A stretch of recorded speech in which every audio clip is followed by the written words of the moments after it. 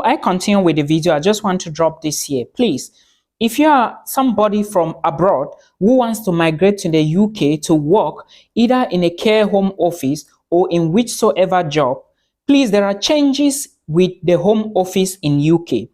There are visa changes. Now, there are certain documents that when you want to apply for a job, a visa or an employment visa to the UK, you have to provide those documents that are not actually found on the home office website. Example include evidence of previous work experience. The home office will ask you, sometimes you would have all these documents on your CV, but the home office would ask you again for them. All right, remember that previous experiences are very important as well. Even though they would be on your CV, it would be good you have all these details. Thank you so much for joining today. If you are new to on this YouTube channel, please do not forget the subscribe button is somewhere below this video. Please subscribe and make sure you turn on the notification bell so that when I drop the next video, you would be the first to watch. Please, if you need a one-on-one consultation with me, check the video description box and book an appointment with me. Thank you so much. If you are new to the channel, my name is Milton Fonkwa. If you may want to know, I'm equally called the Anointed Village Boy.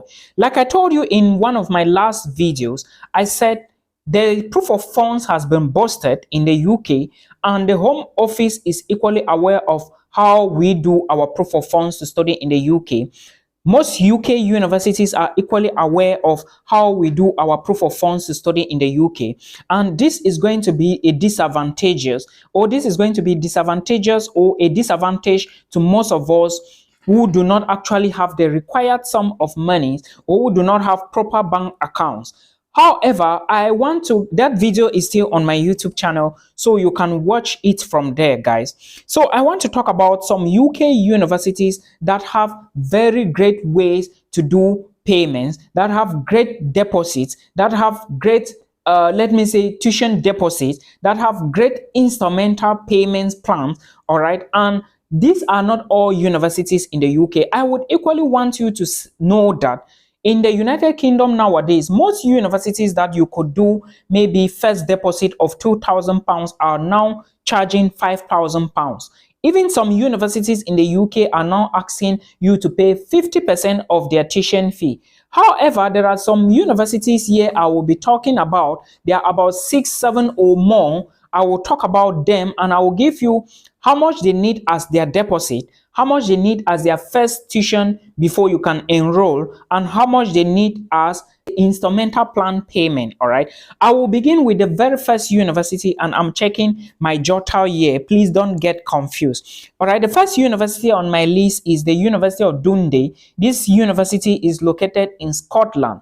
All right, with the University of Dundee, you can pay fees in 12 installments. This is actually one of the best schools instrumentally, looking at the instrumental payments. All right, you are going to pay your tuition fee in 12 installments, and with the University of Dundee in the UK, you are going to make a deposit of £3,000. All right, remember, when you make this deposit of £3,000, you equally have to pay between £5,000 to £8,000 like a stipend. All right, like they will remove between £5,000 to £8,000 from your tuition fee, which means that the remaining balance of your tuition fee you are going to be paying in a 12 installment. After making your £3,000 deposit, you are going to pay the remaining balance of your tuition fee in 12 installment, and between £5,000 to £8,000 can be taken out of your tuition fee. I hope you get this information clearly. Now, why are they taking out this part of your tuition fee outside of it? All right, they are going to take out this payment if you have a 2.1 CGPA. They are going to give that to you as a discount. All right, there is a certain proportion. I think people with 2.1 will get like 5,000. Then people with first class equally have their own amount. I think it should be 6,000. Then people with maybe people who actually enroll in business related courses, they also have their own percentage. So assuming that you have at least a 2.1, then you have a first class and you are enrolled in a business related course, it means that at the end of the day, at the University of Dundee, you are not going to pay any money. All right, in fact, you are going to pay, but it's not going to be huge. The second university, without wasting more time, is the University of Salford. This university, you are going to pay in 5 to 7 installments, all right? And with the University of Salford, the first deposit you are going to make is £3,000. So instead of you making a deposit of £5,000 like most schools, you are going to pay £3,000. And remember, after paying the £3,000, you still need to pay 50% of your tuition fee before you enroll, which means that when you move to the UK, you are going to pay at least, alongside the £3,000, you are going to add it to make it 50% of your tuition fee before you enroll. Another university I want to talk about is the University of Roehampton. All right, with this university, you are going to be paying a deposit of £2,000. Then you are going to get a discount of £2,000, and the remaining part of your tuition fee you are going to pay in 6 installments. All right, so that is how it is at the University of Roehampton. Then we equally have Birkbeck University. This university is also located in the UK, and with Birkbeck University, you are going to make a deposit of £2,000, and the remaining balance you pay in 7 to 9 installments. All right, are we not together? So I just want to make this somehow so that you can equally know which universities you are going to be checking out in the United Kingdom. I'm going to bring more videos again about some of the universities that accept third class or maybe second class lower, because a lot of you don't have the required GPAs needed by some of these universities. Then now let's go again to Scotland, where we are going to be looking at Queen Margaret University. And this university in Scotland will charge you in 8 installments. That is to say, not 8 installments, but rather when you pay your deposit of £3,000 at Queen Margaret University, you are going to pay the remaining balance of your tuition fee in 8 installments. All right, I was talking to a subscriber a few days ago about a university in Canada that accept payment in 6 installment. He was like, Milton, I want to go to the UK. But at the end of the day, when we calculated everything, the UK looks so heavy. And I want to draw your attention to the fact that someone boasted the proof of funds, the way we used to do our proof of funds, and the Home Office is aware, all these universities are aware. That is why they have increased their balance, or let me say their first deposit, from £2,000 to £3,000 to £5,000, and some are even asking you to make it 50% of your entire tuition fee before you can enroll. And again, they are very strict when it comes to the embassy level, because they don't want issues where international students will move into UK and they are not able to pay their own tuition fee. So please be conscious and know what you are doing before you go to the embassy to apply for your study visa to the United Kingdom. Now, the next school I want to talk about is the University of Salford in Manchester.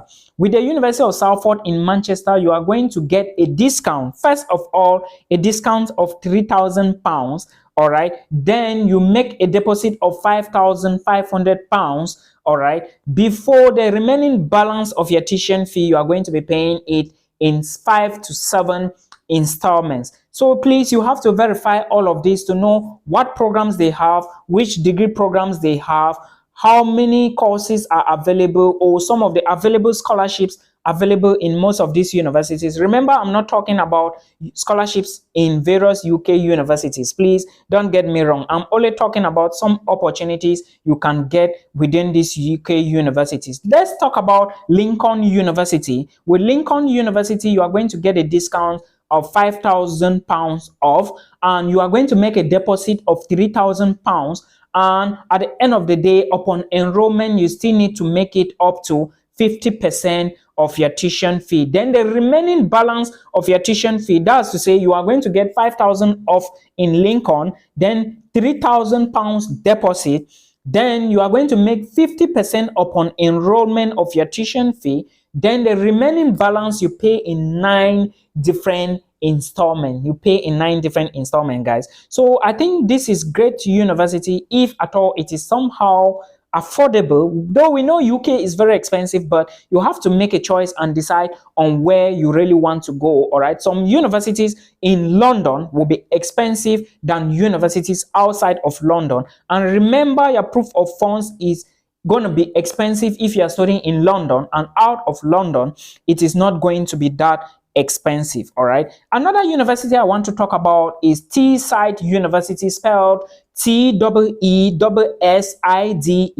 University. I think this university is located in Manchester, but I'm not very sure. However, you are going to make a deposit after admissions of £5,000, and the remaining balance you are going to pay in 7 different installments. All right. So this is what you need to know. And please remember that if you are dealing with agents, please make sure you know what you are doing. Recently, someone was reporting to me that she is dealing with this agent, and this agent is saying she can get a work visa to Canada. Of course, it's possible, but why would an agent be telling you that you can get a work visa? Later on, the agent comes back and say, no, we are going to give you a tourist visa. And the agent even went further to lie to the international student that when she moves to Canada with a tourist visa, she is going to be working full-time. What is that? That is not true. You cannot work with a tourist visa in Canada.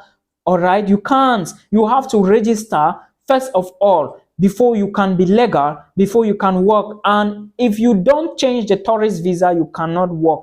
It's impossible. Otherwise, you are going to be working underground, which is risky and not really promising. I don't encourage you to go underground to do things like that, because it can lead you to problems. Guys, please, let's be conscious. All right, let's be conscious. Let's be conscious. I cannot decide on everybody, on every case. Let's just be conscious, please. I hope this video helps you. Till we meet again in another one.